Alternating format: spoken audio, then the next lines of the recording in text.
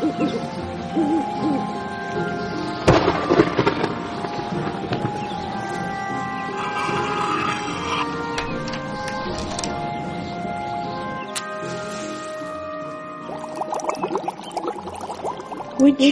and Weird Podcast. Hi everyone, I am back again for another Witchy and Weird episode, and I'm really excited actually because this time we have one of our patrons on because this podcast is like by witches for witches, right? So I have with me Emma Mendez, who is a writer, witch, bruja, psychic medium, and metamorphosis magician who centers her spiritual work around ancestral healing, always with an approach focusing on love, creation, and to help create a decolonized world free of oppression and injustice. She uses her creative works and magic as a form of resistance and healing while blending tarot and mediumship to create transformative experiences through her business, Lavender Luna's Metamorphosis Woods. Hi, Emma. Welcome. Hi, thank you so much for having me. Yes, it's so exciting. Like, I think that your description kind of like talks about what I think is like the unique thing of you is like you do blend all these things together so beautifully. Like I don't know, like I'm sure other people listening to the podcast will like know you. And like if not, they can check you out afterwards, right? But the way you post the Metamorphosis Woods really feels like that's where you are. It's like a special place where you are. Because I think sometimes for people, when they do like healing or tarot, it's like, you're just using my magic and that's it. Or like, it's very grounded in like the world here. But everything you post, just like, I feel like I'm in a different ethereal space. So yeah, I guess I just wanted to first off start by like asking like, how did you get to this point? Like what inspired you to do all of these things and put them together? Oh wow, that's a really big question. Are you referring to like my business or just like in general? Yeah, in your business. Yeah.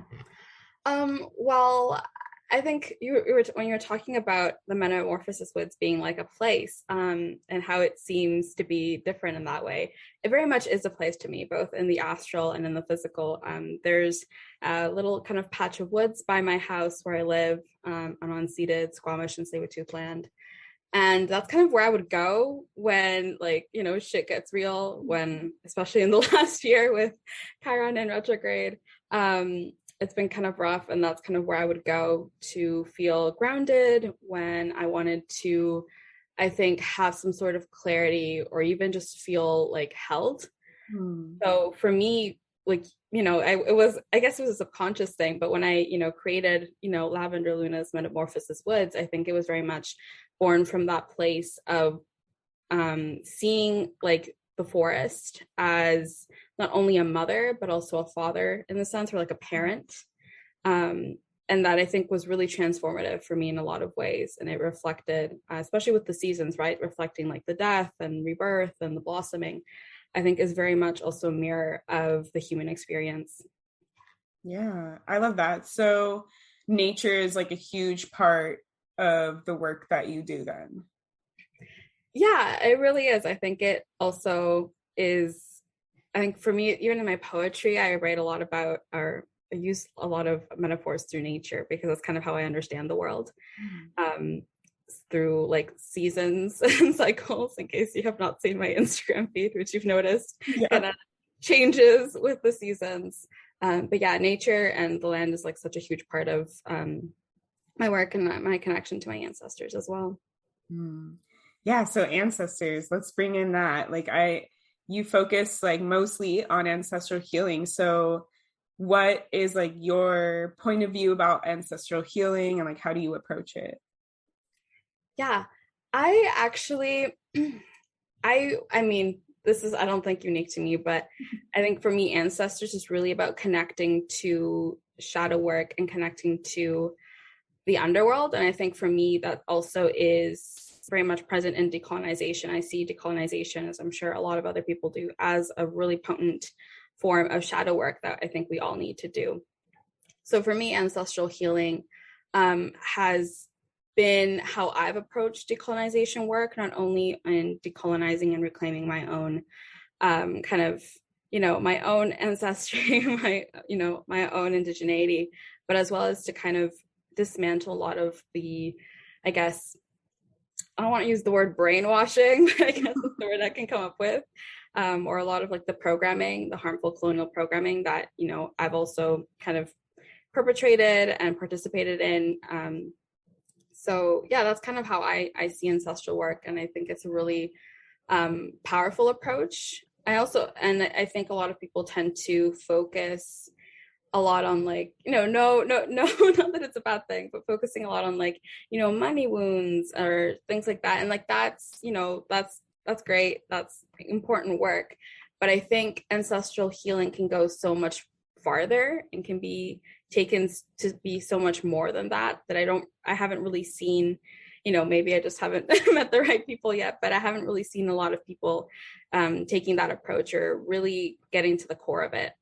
Yeah, like using ancestral work to work with your shadow and to decolonize. Like, I think I agree. Like, I think a lot of people, they view ancestral work as like, at least how I've seen it more popular is like altar work or things like that, where it's like building the connection with them.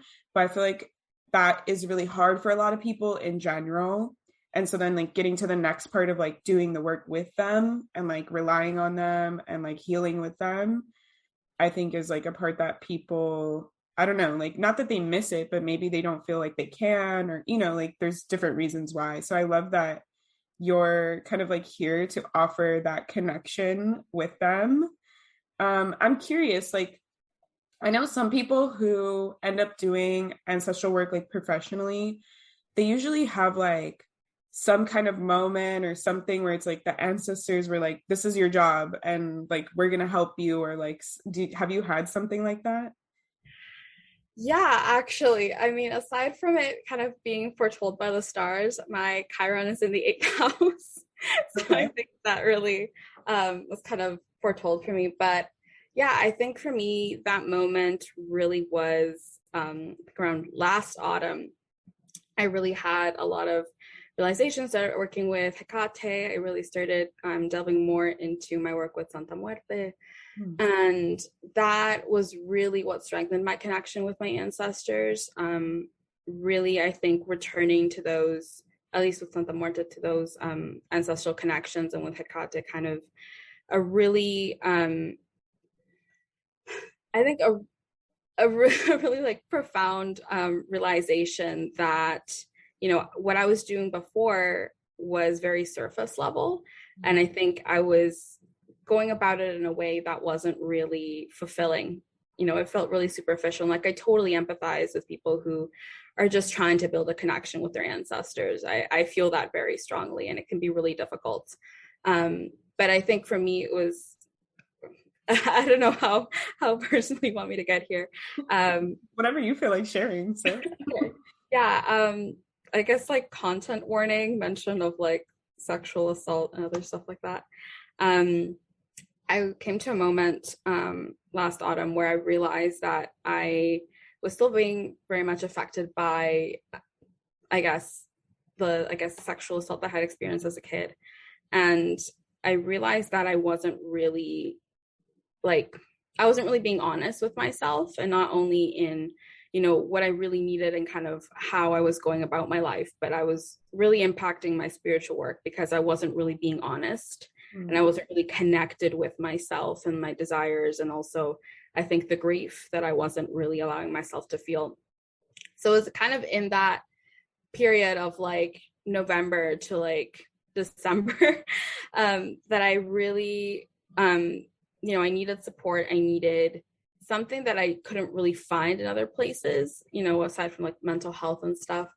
And it was through, I think, asking my ancestors, even though I didn't really have that great of a connection with them, to just show me the way. Kind of like, what was I here to do? What was the point of everything? How could I get past this? And they started kind of, I guess, coming to me in dreams, and they started to guide me towards what's called soul retrieval, the practice of soul retrieval. And, in learning to do that and in journeying, to the underworld, I was able to really connect with them and kind of see also that it was a lot of ancestral wounds and colonial trauma that was also keeping me there, and that was really deeply affecting me. And that's when I, realized that there wasn't really a place to talk about that, or I wasn't really seeing too many people talk about ancestral wounds in that way, and how I think lonely it was, especially with colonial trauma. And, as kind of the year went on and I was, kind of navigating a lot of these things mostly by myself, I realized that there were probably like so many other people who were going through the same thing, especially, who were struggling and maybe didn't know how to ask for help, or the help that they needed was not only just, going to a therapist twice a week, it was also spiritual help, right? Because I also see kind of not only like obviously the mental health aspect, but the spiritual aspect of, it's soul retrieval. It's this idea that the fragments of your soul are out there somewhere, either in possession of someone else's energy, or they're lost somewhere in the underworld and the several realms that exist. So it's journeying to get those back.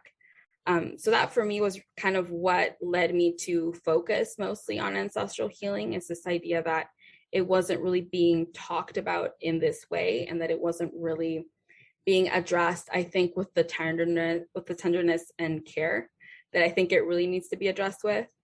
But yeah, I hope that answered your question. Yeah, I love that. So when you do let's dive more. I would love to hear your advice on if people want to start doing this type of work, because I love that you brought up I didn't really have a strong connection, but I just asked them for help. So maybe demystifying oh, you need to do this to connect with your ancestors first, or you have to build an altar to connect with them. What are common things that you see people missing, and you're no, that's not true, or this is how you can do it, and any kind of knowledge you have on ancestral healing. Yeah. I think, well, I'm going to talk from my own personal experience, and then kind of go a little bit into what I've seen with clients. With my own personal experience, a little bit of context, I don't my family doesn't really talk a lot about our family history. A lot of it obviously has been destroyed or stolen. And so there's not really a strong connection. And I think obviously, there's other stuff that they don't want to talk about. So I didn't really know much. So what I kind of did was simply the few kind of pictures that I had of relatives or, family members who had passed that I felt safe with, that I felt connected to. Obviously I know not everyone has that, but simply if you don't want to set up an altar because there's reasons, even having a little table somewhere in your a place that feels safe to you, whether it be a closet or your room or something like that, and maybe putting a little glass of water, and just it could be simple as that. I honestly don't have an elaborate altar. It's very simple. It's literally just a glass of water and maybe some herbs and pictures. It's very simple. You don't really need to have, if you don't have access to pictures, simply just, I think, stating that cleansing that little space and stating the intention of this is for my healed ancestors, for my exalted ancestors, the ancestors who, work with me for my highest good, or want to work with me for my highest good or better. And just, even intending that space and kind of maybe decorating it with things that make you feel safe and happy, or that you think they would have liked in life, or that are connected to your culture or heritage. It can be an abundance of different ways. And yeah, I think for me, kind of how I started, and if the listeners are able to even just doing a tarot reading, honestly, a very simple, it can be a daily card of what's the message that you have for me each day, or what's the message you have for me this week. That's how I honestly started my connection. It was just putting a glass of water, putting a picture of my grandmother and my grandfather, and being these are the two that I mostly feel connected and that I know. I don't know a lot of the other ones, but I like to connect with you. And just I did a tarot reading every once in a while, what how can I connect with you better? Really asking those questions. And if if someone is not really into reading tarot, or is not, there yet, maybe like what I also do is like sometimes write letters to them, you know, sometimes with like it could be very, very simple. Like, I want to connect with you, you know, this is who I am. This is kind of maybe my fears around connecting to you. And just like leaving it there at their altar, or leaving it at a little table that you kind of designated for them, or by a picture, is really, really good. Or burying it by a place that they would have liked as well. What I've seen with clients is, I think a lot of people, or a lot of the clients that I've, you know, worked with, tend to think that they have to have it all figured out and know kind of who they are, which is completely understandable. And I think it comes from a very real place of wanting to know where they're from and wanting to have some sort of connection, or think, you know, am I doing it right? But what I've always told them is, you know, like, that's a privilege that like a lot of people have and a lot of people also don't have. And it's okay if you don't know. Like, I've worked with like clients who, you know, have like an inkling of an idea of like their heritage and their culture, but they don't know how they're going to be received. Or like, I remember like there was one client who wanted to reach out but was a little hesitant because they were scared that they were going to be rejected by their ancestors because they weren't Christian, because they had actually turned to witchcraft, which is I relate to that very hardcore. But, you know, the biggest thing that what I told my client at that time, and what I tell other clients who come to me, you know, with those fears, which are very valid, is saying, you know, you don't have to work with all of them. And that's also what I've, you know, a lot of other spiritual practitioners and witches have said as well. Like, you don't have to work with all of them. You simply have to work with the ones that you feel safe, or like even calling on just the intention, like ancestors who want to work with me for the highest good, who support me in my spiritual practice, or who support me in my ambitions for, I don't know, creating a business, etc. You know, I think that those are the ones that you want to be working with, right? You don't have to work with all of them. Like, I have tons of ancestors who I don't work with. Like, I personally don't work with my colonizer ancestors. So, you know, it's a process, but definitely, I think just go for it. That's the biggest thing I would say. Like, you don't have to have it all figured out. I learn on the fly, to be honest. And it's worked for me so far. Like, I'm here right now. Yeah, right. Yeah, I think that we think about our like ancestors as like humans. So it's like, I need to know everything before I approach them, you know, like I need to lay out everything. And even sometimes like the reverse of that, like if you're working with a deity, you have to come correct, like you can't, you know, like that type of thing. And I think with ancestors, it's like, even though we're not like consciously aware of what they were, who they were, what they look like, all these things, like we still have that connection, like regardless. And so I think like that's like the minimum of what you need. And so it's like, it's always there. So you're just like, you're ready when you're ready. And I think it's good that I like that you brought that up. Like you can change it as you go. You can learn with them. Like you're building the relationship in real time with them. And I really like the idea of like writing them a letter and like leaving it there. I think I'm going to do that. I really like that. Yeah. So what is like, how do you approach like working with ancestors for decolonization then? Ooh, yeah, that's my favorite topic. Okay, so it obviously depends on like, you know, who you are as a person, like your privilege. For me personally, how I've worked, or how I've used ancestral work to kind of, you know, go on that decolonization journey. I first, like, this might sound kind of boring and very academic, but I did my research on my own history. In this case, like, my parents are immigrants from Mexico. And so I did my research on researching Mexican history. Specifically, I tried to track down as close as possible the areas of where my great grandparents lived and kind of the general area. So for both of them, it's like the Mexican North, like Chihuahua, Sonora, like that kind of area.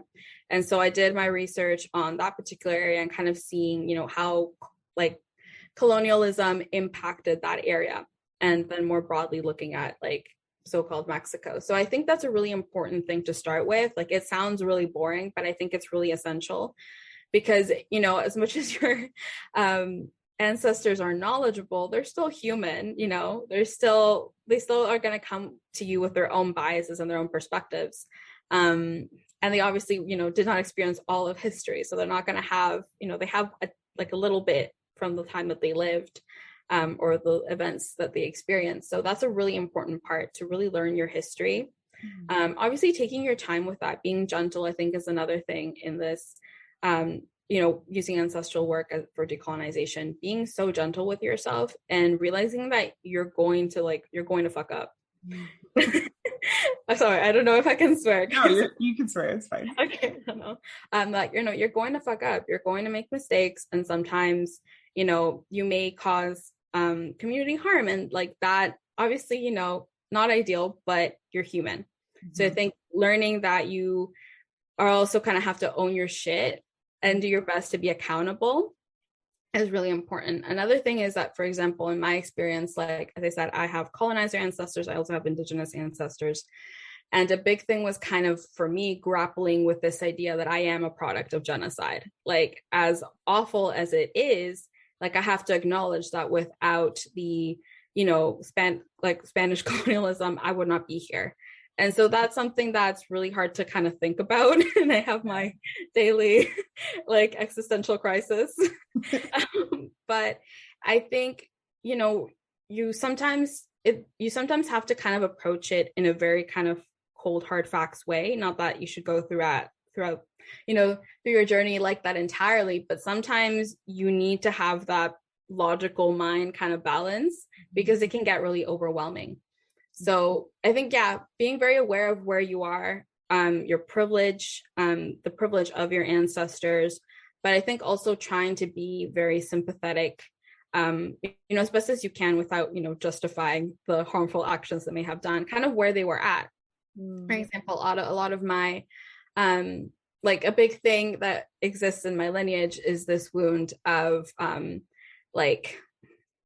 money. And I think money was very much something that affected not only like finances, but it affected like marriages in my family. Like, my grandmother, her father left her and her siblings when she was young. Why? Because they were like literally dirt poor, like they had nothing and he couldn't take care of them. And so obviously that led to other issues. So I think being, as angry as one can be at what one's ancestors did, you also have to understand the context that they did those actions under. Obviously genocide is not justifiable at all. But I think when we're looking at other actions that they may have done, other harm that they may have caused, I think understanding what their logic was, and maybe a lot of the pressures. Another, I think, important point in like healing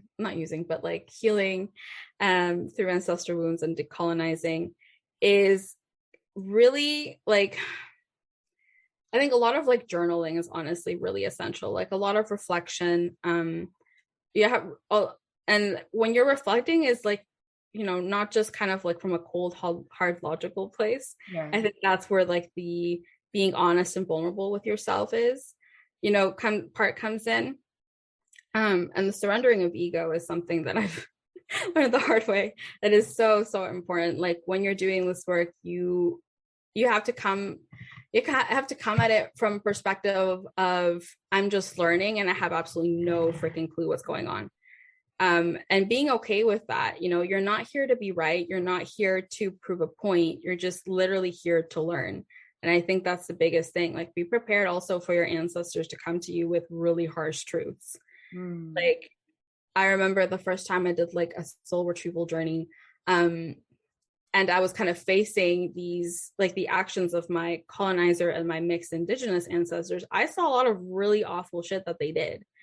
I saw the harm that they caused, and it was obviously difficult to kind of, watch and feel. But it was so essential for me to realize that I had absolutely no idea, that I could read a billion academic articles, but I was never going to understand the gravity of what happened. So again, really coming at it from that place of like, I'm just here, I'm just learning, and that there's never really going to be a final destination. You're just always, very similar to healing, right? It's healing at the end of the day. You're always just like, you're just going through it. There's really no end destination, even in death. Yeah, I love that. There's so many good things in there. Like, I like that you're saying like do the logical research. I kind of like just envision like putting everything out on a piece of paper, like writing out the facts, and then you can journal and allow yourself to be like, okay, well, how do I feel about this? Because I've heard like a few different like ways and people like on TikTok and things like who do spiritual work, and they say like if you don't accept like all of who you are, then you're not like actually, like doing spiritual work. And that's really hard for people who come from like colonization or genocide or things like that, where it's like your ancestors, even for like white people or whose ancestors were doing all the harm, like that can be really hard to accept and to be like, oh, like my family, my lineage had like something bad. And then, like you said, to be a product of colonization, like that can be really confusing. Like my partner and I talk about this because his family's also from like the Chihuahua region, and he has like Spaniard, and Yeah. he's also like Native American indigenous. So he's like Mexican, and like he's basically like also a product of colonization. It's like, it's hard to say like, like I to grapple with that. Like it's such a weird like feeling of accepting like he's proud of his nose and stuff, and like his jawline, and it's like some of that is like Spaniard, and so it's like it's hard to be like, I'm here because of that, like without them I wouldn't exist, but like the things that they did were completely terrible. So I love that you're saying like to try and like accept that or to understand that in one way, and then allow yourself to feel the feelings in like a separate space that feels like safe for you. And I mean, obviously like working with you, I feel like if I had that like kind of like thing to deal with, like I would be scared to do that on my own. Like I'd be like, I don't want to see like, what if I'm getting like super triggered from seeing what my ancestors did and had to go through. Like I would want support. So I'm glad that you offer this service, because it is really heavy stuff. Like I've only had some people like come through with their ancestors, and like it's really heavy to like, I have just my personal ancestral stuff where it's like worthiness wounds and like things like, and that's even hard to like face when you're like, my grandpa's like, I regret like how I treated all my kids. Like that's like on a micro scale. It's so, wow. Yeah. It's a lot. It is. It really is. I love that. Okay, so then I guess like, would you say like, I don't know, like would you say it's like separate or together? Like if you're like, okay, I want to do like ancestral work and I want to do like decolonizing work, like would you say like you focus on that like by itself for a while, or do you think like, okay, it's just going to come in as it comes in, while I'm connecting with them and things like that? Does that make sense? And like when I'm working with clients, is that what you're referring to? I don't know. Like, I'm just trying to say, I'm trying to think like, if somebody's intending to do this, like they're like, okay, I'm gonna connect for like decolonization, and like healing from those types of things. Like, would you recommend that they just like solely focus on that with their ancestors? I feel like there needs to be a balance, because I know that like I think it depends on everyone's ancestors and like their team. Hmm. Like for example, mine kind of do it in like little chunks, if that makes sense. Like so around that time, like end of 2020 was like really intense colonial trauma work. Mhm. And then I want to say, for a few months after that, it was like wounds around like eating disorders and like bullying. And you're like, not that those things aren't Yeah. heavy, but it's not, maybe at least to me, is not as heavy as having to deal with like colonial trauma. But I definitely feel like they're intertwined in a lot of ways. I think, it does depend on one's team, but I think it's important to have that balance and realize that, for example, even if like you're working on, for example, like body image wounds, like that's still related to colonialism, that's still related to colonial trauma, even if, for example, you are of majority European ancestry, if you're solely of white European ancestry. Like there's still an impact there, and I think it's just your relationship to that changes. So I honestly feel like I feel like it should really be treated as separate. I think it's just so enmeshed and everything that I think is just kind of it comes with it, even if like you're working through what is seemingly like quote unquote lighter shit. Like it really just kind of comes with it. But what I think depends on is whether the person doing it is open to really looking at it from, or learning from it from a decolonized perspective. Yeah. I think that's where you know, because you can go through like healing, or you can, you know, go through your healing journey from, you know, trying to avoid that. But at the end of the day, at least in my my humble opinion, you're not getting to the real core of the issue, right? Yeah. Because at the end of the day, it's, you know, capitalism, white supremacy, colonialism, all these like systems, like patriarchy, that are kind of the core root of all these like wounds that a lot of us carry. So if you're not getting to that, I don't really feel like you're healing to your full potential, if that makes sense. Yeah, I really like that. In any type of healing that you do, like try putting on like that lens of like, okay, how does colonialism like factor into this? You know, like, okay, how does the patriarchy factor into this? Like, I think it's true. Like a lot of us don't see, we're like, okay, so I have money issues. And it's like, okay, but like, what about capitalism? Like capitalism's the one who told you like you had to work all these, you know, hours and all these things. So I think it's true. I think that's really like profound. Like you're really not getting to like the full potential of how everything could possibly be affecting you that maybe you weren't aware of. That's, yes, I really like that.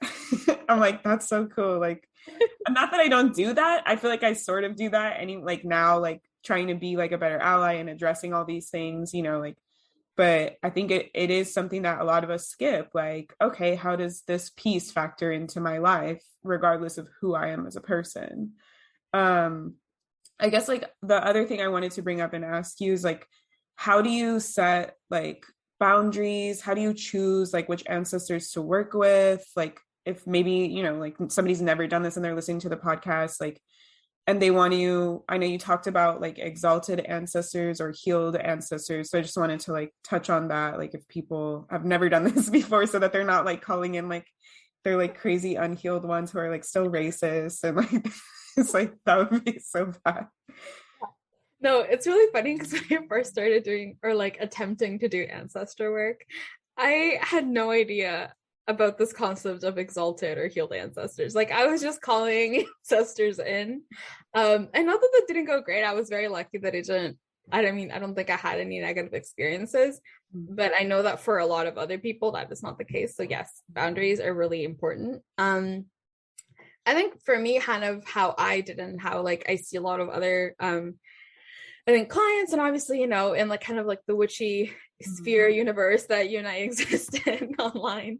I think it's really important, you know, intention, right? We talk about intention a lot with everything that we do in magic and in spirituality. So I think setting that intention out loud, of like, I'm only calling in. And like, I think for me, what I do in my own practice, like I call the 4 directions and I call the different elements, but that's, you know, kind of rooted in my own practice. And, you know, I ask for protection, I ask for balance, for clarity, for focus. And then, you know, I will place an offering, especially this is more if I'm doing rituals or if I'm doing like ancestral channeling or about to do a soul retrieval journey or just journey into the different realms of the underworld. I'll do that. I'll set the offering. If I'm able to, I'll light a candle. I'll cleanse, whether it be with like smoke cleanse or with my pendulum, you know, whatever feels, I think, good to the practitioner. And then I will very strategically, very clearly and explicitly call in either a specific ancestor if I know that, you know, things are good with them, if that makes sense. Or I will just say, for example, if one is doing like a ritual, or just like, you know, we want to communicate via tarot, whatever, being like, I'm calling in the ancestors who are willing to speak with me right now for my highest good. You know, again, like it could be as simple as that. You don't even have to do like a whole elaborate thing, but just being very very clear with that. And if, you know, if you're doing this if you're, aiming to do like a longer kind of relationship building with them, because I know some people just like do a one-off. It's like calling on those ancestors consistently, or even asking through, if you're doing dream work or tarot, who are the ancestors that are showing up for me right now that want to work with me for my highest good, either in this part of my life or, until I enter the underworld, until my death. And a lot of it, like, you're not gonna like know right off the bat. That's something that I've kind of learned the hard way. I used to get really frustrated about that, but that's not something you're gonna learn off the bat. Some ancestors, some like are gonna come to you in points of crisis, or when you've reached a certain milestone or chapter. But yeah, I think just being very clear with intention, and just like your typical kind of energy cleansing boundaries that you would do in spiritual work. If you're newer to spiritual work, I think it's just very simple in the sense of just kind of, you can, YouTube like sound cleansing, stuff like that, if you want something a little more simple, and just stating that intention. Yeah. Yeah, I love that. Yeah, because I think like I remember I did practitioner work with somebody like with ancestors for like my first time, and like when I first called it, it was just like a lot. Like they all came and they were all everywhere, and she was really like, obviously I was with the practitioner, so she was like, okay, let's like take a step back and let's set the boundary, because like all your like ancestors are coming in and this is really overwhelming and stuff like that. So I love that it can be very simple, like just stating the boundary, like who you want to work with, or maybe who you're not wanting to work with, and allowing that to flow in. I had like another question and now it's like out of my head. Oh, I wanted to ask you like, um, how does the underworld like factor into this? Because you were talking about like working with the underworld and like retrieving like pieces of your soul. Like, I think that is something that I love to, share and have the listeners learn about. Like, I'm here, it's for me too, but like, Yeah. Well, oh my gosh, I mean, if any of the listeners have looked at my feed or know my work, I am very much an underworld bitch. The underworld has been such a big part of my work and my practice. And yeah, I think like could you maybe like elaborate a bit more, maybe yeah, specifically? yeah.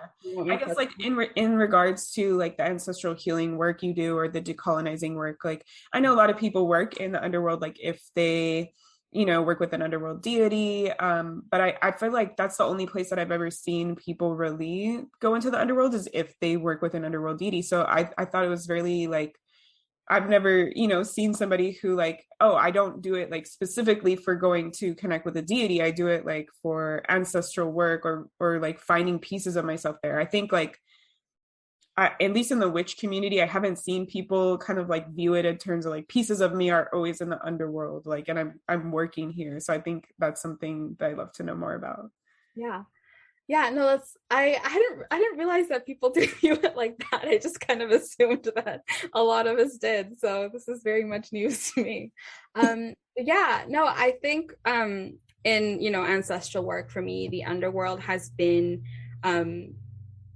I think such a powerful force, and I think at the same time such a safe place. And I think a lot of it also has to do with like my own cultural roots. For example, like I guess Dia de Muertos being very much rooted in death, and a lot of I think kind of cultural ties to the concept of death has definitely kind of informed my view of the underworld, or how I work with the underworld. But I think for me, the reason why I even like kind of took that approach in my ancestral work, and even like with clients, I'll usually call on Hecate, on Santa Muerta, depending on like if that person feels comfortable, or if I feel like she wants to work with that client. Is because at the end of the day, when we're talking to ancestors, when we're talking to the dead, what is the place that I think has the most breadth of knowledge is the underworld. The underworld, I think, to me, with the different realms and the cultural point of view that I see it as, has a place not only for the different deities and like the gods and, different entities, but it also holds, I think, keys to our subconscious in a lot of ways. The underworld is also like the realm of shadow when you think about it. It can also be the realm of joy and light. It really depends on, what realm you go into. But I think, when we think of also, when I think of like the underworld, I also think of secrets, right? Hidden knowledge. I think of, and that's why I think ancestral work and connecting to the underworld and using the underworld as kind of harnessing more of a connection with your ancestors is actually really important. It's great that so many like witches look at it as, a place to connect with deities. And that's totally it. Like I work with a lot of underworld deities. But I think my ancestors really pushed me to connect with the underworld in that way, because, when you think of the underworld, you think of taboo. All these underworld deities are often taboo. There's this really kind of scorpionic kind of energy to a lot of them. And so it's really just a place where nothing is out of limits, if that makes sense.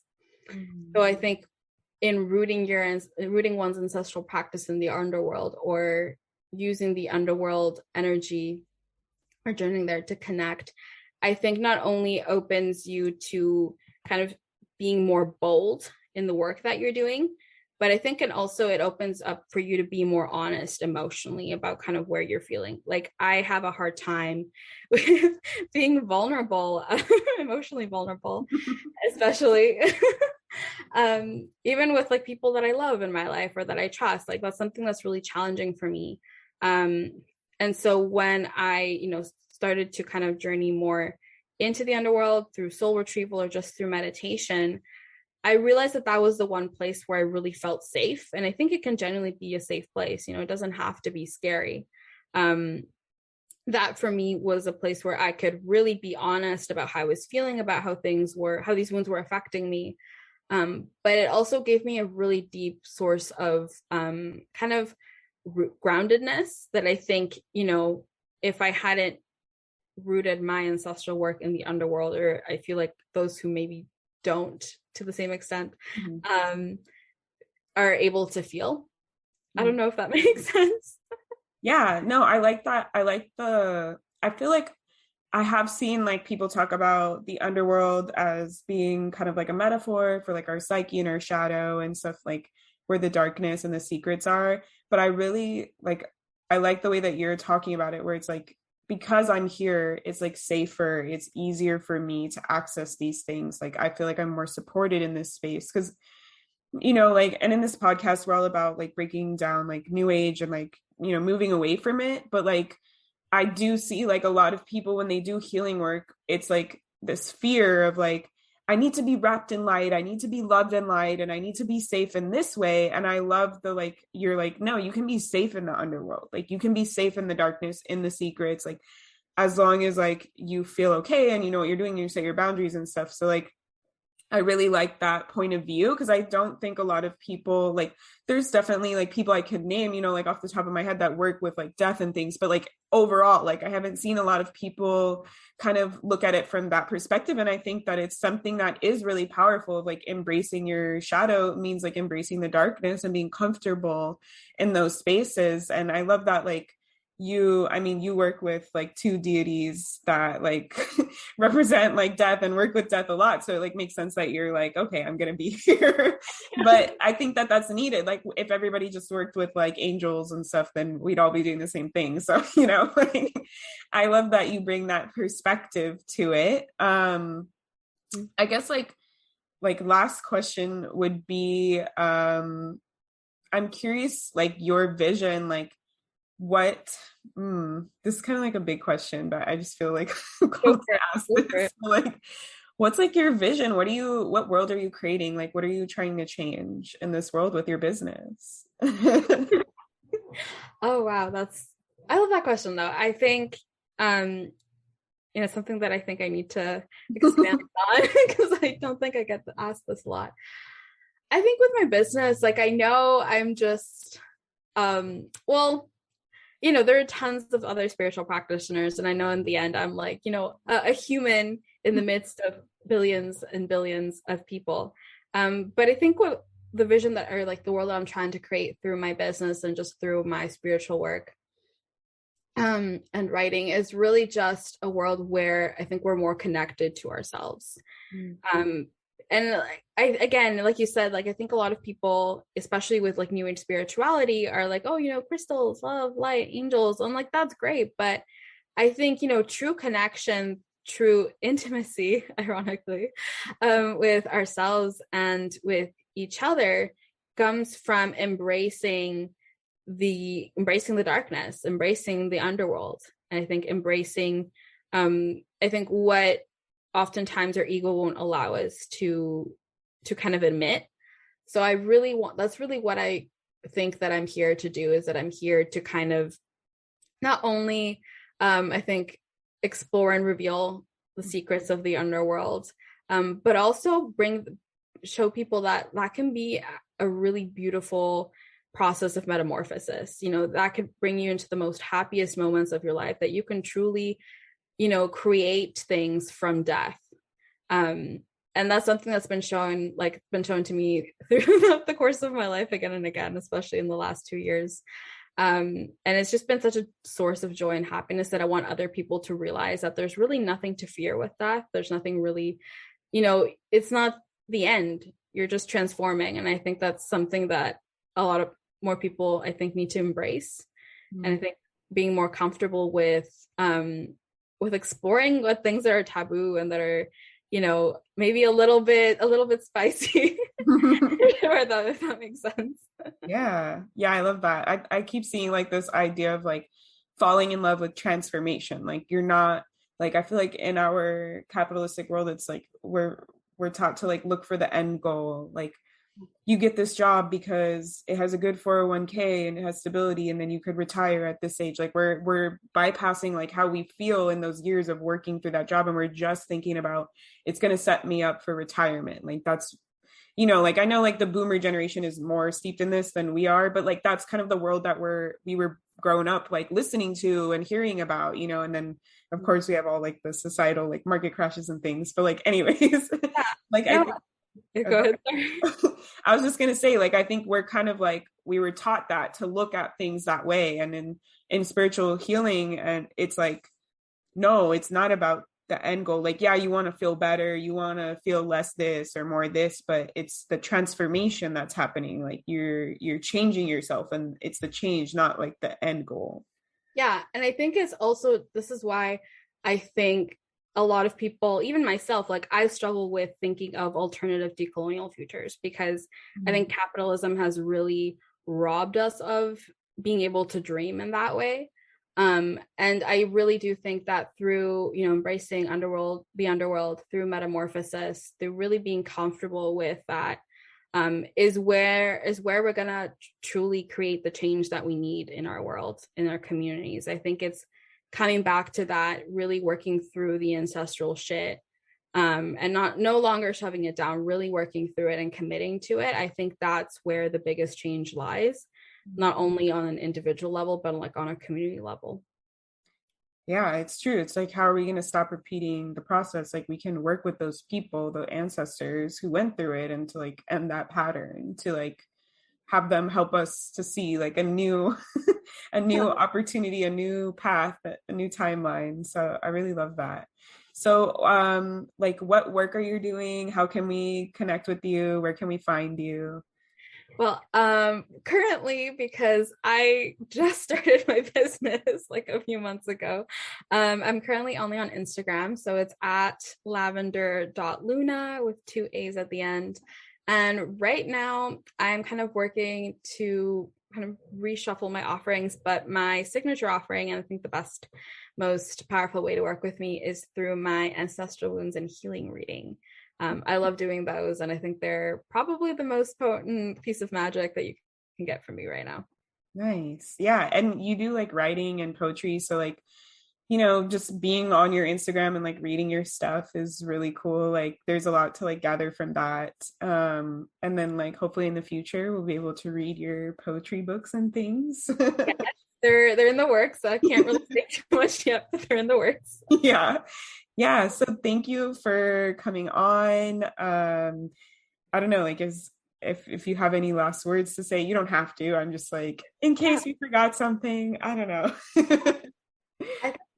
I think what I want to leave the listeners with is just a reminder that you're going to gain the most transformation and the most, change from your life as soon as you stop saying yes to everything your ego says. That's all I'm gonna say. That's a tall order.